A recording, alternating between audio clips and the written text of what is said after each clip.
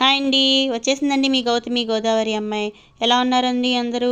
నేనైతే మరొక మంచి వీడియోతో మళ్ళీ మీ ముందుకు వచ్చానండి. మా చుట్టుపక్కల గ్రామాల్లో ఎక్కడ ఎటువంటి సంబరాలు కానీ జాతరలు కానీ జరుగుతూ ఉంటే మీకు అటువంటి వీడియోస్ అన్నీ కూడా మీ ముందుకు తీసుకొస్తున్నాను కదా.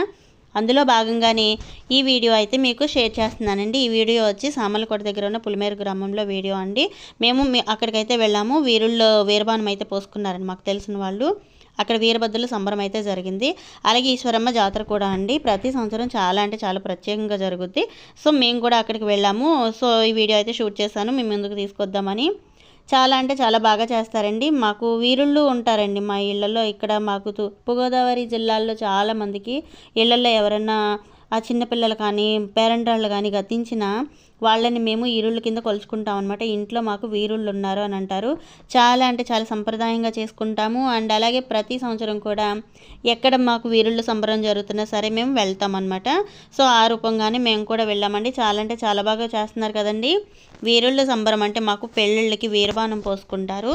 అలా వీరబాణం పోసుకున్నప్పుడు చాలా బాగుంటుందండి. అసలు మీకు వీరబాణం పోసుకోవడం అంటే ఏంటో తెలిసే ఉంటుందండి. ఎందుకంటే తూర్పుగోదావరి సైడ్, పశ్చిమ గోదావరి సైడు ఇటువంటివి చాలా బాగానే జరుగుతాయండి. నెక్స్ట్ తర్వాత ఉన్న రాష్ట్రాల్లో, జిల్లాల్లో మనకైతే తెలియదు, కానీ మాకైతే ఇక్కడ బాగా జరుగుతాయి.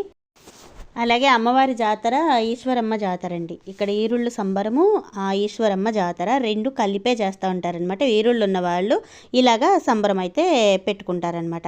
బాగుంది కదండి, చూడటానికి కూడా చాలా కన్నుల పండుగగా ఉంటుంది. సో అదే అనమాట ఇవాళ నేను మీతో షేర్ చేసుకోబోయే వీడియో.